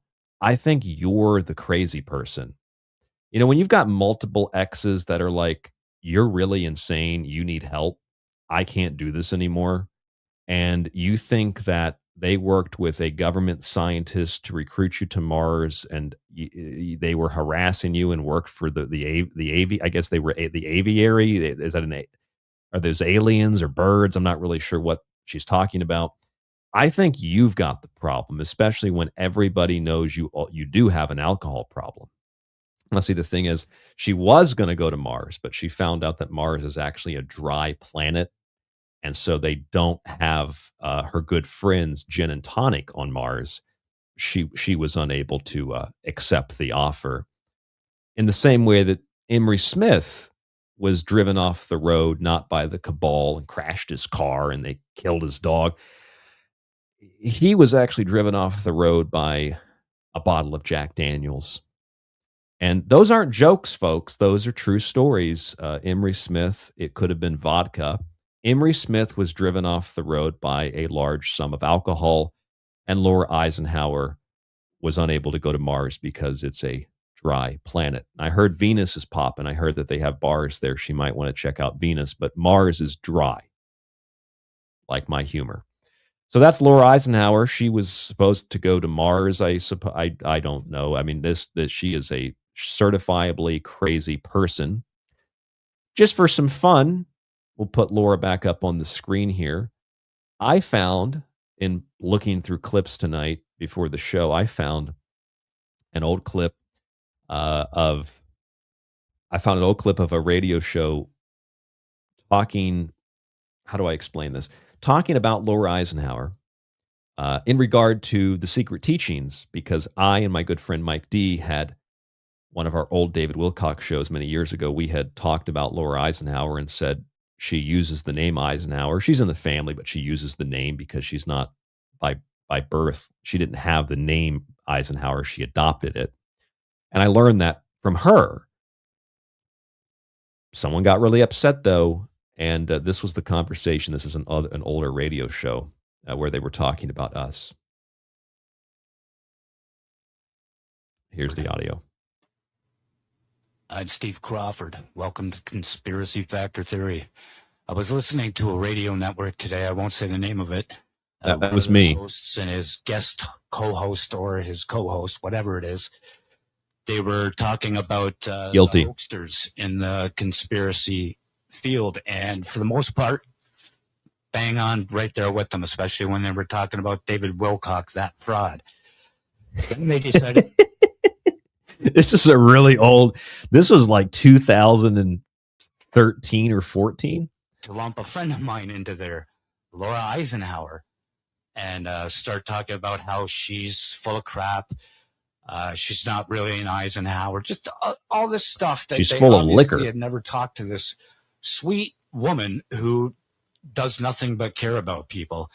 And I couldn't take anymore. I was in the chat room. I was talking back and forth with them, giving my opinion on the matter. They decided to address my questions directly. I informed Laura, and she got back to me. We just got off the phone a little while ago off of Skype. These are some of the comments that she made about what I was telling her and about people who tried to lump her in with the hoaxers. And keep in mind, I wasn't able to get my questions in there. You hear her talking, but you won't hear my questions. You get the idea. I had pulled that from an old radio show years ago. Someone didn't like what I was saying on my show, particularly the part about how she's not an actual Eisenhower. And I actually have proof of that. Say just because he's passed on doesn't mean he doesn't have emotion. I mean, he can't separate himself fully and completely. He's not off in the light like, see you guys later. He is absolutely and totally, working with us. And even people that didn't know I was related to Eisenhower, when I entered the Psychic Institute, they said Eisenhower's here. And I wasn't even carrying the name. Oh, you weren't? See, I learned that from you, Laura, that you adopted the name Laura Eisenhower because it was more credible, so that you can grift off of a historical figure that you happen to be related to and expect that because some scammers are on Fox News talking about UFOs, which apparently you haven't read any of the files because you'd realize it was stuff we already knew, you think that you should be part of the conversation. No, you should be at an AA meeting and maybe in a padded room somewhere, because you are certifiably crazy, and crazy not in the same way that I would label other people crazy. Crazy in a way that, like, if you listen to David Wilcock speak, he was pretty eloquent. He knew what he was talking about sometimes, and he at least could pronounce words, and he might have rambled in the end, but at least David Wilcock could tell a story. Here's a clip of Laura Eisenhower. This is a typical Eisenhower clip. To move into these higher earth energies, the hijacking attempt of the 5D ascension, which relates to our throat chakra and alchemy and the fifth element, which is the ether, which the 13th gate represents as it rules the ether, and it shifts. The way that you open up the throat chakra is you got to you got to throw the drinks back like this, copious amounts of hard liquor. All the grids into being able to sort of run the current of the healing of the dragon lines, which relates to our kundalini. So ever since the sun started to move into Ophiuchus in 2010, we are starting to get those activations. But then we noticed that the assaults were increasing, or things that we're seeing even now as far as geoengineering and superstorms and, energy weapons that create fires and, all the false flags that are still going on. I mean, that's really the final attempts, but we have to understand that we're a replica of the earth grids and the elements and this whole process of alchemy, and it's going on within our own beings. So as long as the earth grids aren't infected to the degree that they used to be, the whole of the human race is going to be a part of it. Whereas before, it felt like, and it's still... I need alcohol to process what she just said. What is this woman talking about? That's the same Laura Eisenhower. Same woman. All right, coming up soon, June 9th. Next week, UFO whistleblower David Grush will be joined by a bipartisan group of lawmakers on the steps of the U.S. Capitol for what could be a pivotal step in the push for transparency around UFOs. Grush plans to discuss specific UFO evidence that he encountered during his time as an intelligence officer and why these records should be publicly released now. Okay, number one, Tim Curley says he needs a diagram to follow this. You're right, Tim. I need a diagram as well, and a Tylenol. Number two, David Grush has told Congress a bunch of stuff, and he's provided zero evidence for it. He's also not witnessed anything firsthand. He's witnessed everything second, third, or fourth hand. It's called UFO thrift shopping. And besides, Grush is one of the people that has been on the circuit asking for the release of files. We got 2 dumps of files, but that's not good enough. We didn't really learn anything in those files. So now we're back to the steps of the Capitol, as government officials will tell other government officials that they want the government to release government files that the government has been hiding from the government. When you put it that way, it all sounds even dumber than it actually is, and it's already pretty dumb. Here's Eric Burleson talking about an egg-shaped craft. A lot of the people that have talked about interacting with these egg-shaped craft that we have in our possession, I want to see the craft. Me too. I've heard people that have claimed that they've gone into it and they've lost time. I want to go into the craft. I want to see for myself. Again, I'm from Missouri. You're going to have to show me. And so that's until I get to that point, everything is going to be blurry videos. Well, yeah, we would like to see the egg-shaped craft. The thing is, the egg-shaped craft is not a new thing. It's been around for a while. One of the more recent egg-shaped stories was a hoax. But these stories have been around. There are stories in France hundreds of years ago. When you look at these objects, an egg-shaped craft represents symbolically or archetypically the cosmic seed. It's like the Orphic egg. It's an incubator. It's a symbol of fertility, potentiality. It's life waiting to spring forth. Think about the cylindrical UFO, a spear, a pillar, a phallic object. It represents the active principle, the aggressive masculine energy. What about the triangular craft? Trinity. The coming together of forces to create a strong base for something. Direction, movement. Think about the flying disc itself, a circle, a mandala. Union, balance. Or the original flying disc, the sun, that crashes, is recovered, preserved, reverse engineered, and then it resurrects. And then it crashes again as a barge or as a ship. That's the old Egyptian story. The ship of Ra, the barge of Ra. I think we're dealing with archetypes here. And I think that we have people like Eric Burleson and we have people like Anna Paulina Luna who don't know what archetypes are and they don't know what metaphors are. And so we're letting children play with these ideas and we're letting a culture obsessed with pop culture science fiction talk about this stuff. And this is what we're getting. And we can't figure out how we're not getting what we want. It's because what we want's not real, but there is something here. Let's figure out what it is. And few people are willing to do that. Maybe they're too busy browsing Emery Smith's website for blue aquafarian serum. The fountain of youth is here. As you could see earlier, it has really done wonders for Emery Smith. I guess the blue liquid serum puts on a few 100 pounds. But this is what Emery Smith sells on his website. Let's have a look at this. Oceanic Solutions, $733. He has a new website. I hope my website looks a little bit better than this when the person I hired is done with it. But you can get this as well. It's a mixture of, what is this, garnet and emerald. And I don't know if they ground those up and put it into the drink or the beverage. But, you know, it's basically a little tiny container of liquid for $733. That is, I think, a very reasonable price for aquafarian liquid. Here are some old pictures of Emery Smith, David Adair as well. Oh, look, Richard Doty. Look at that. The expose on hidden secrets in extraterrestrial life. Emery Smith at an event with a known, famous, infamous government disinformation agent, Richard Doty. That's just par for the course. And that's what you get here on The Secret Teachings. Night in and night out, Monday through Friday. tstradio.info. Thank you so much for joining the show tonight. Please leave us a written review and a starred review on Apple. Please, if you have the ability to do so, support us via Cash App, Buy Me a Coffee, and PayPal. The links are below. Please get a copy of one of my books to support the show.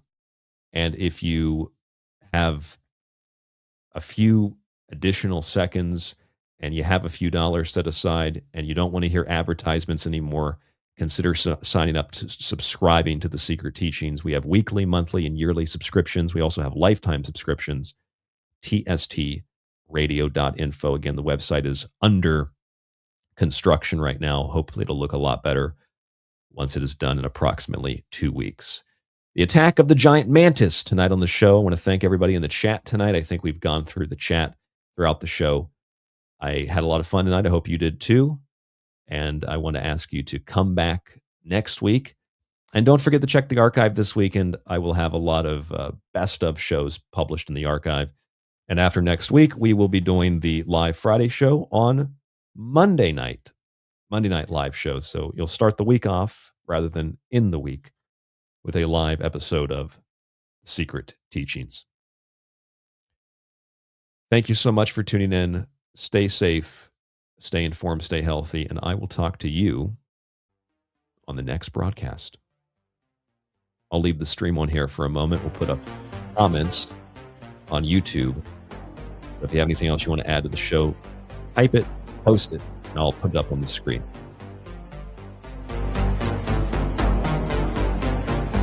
Great night.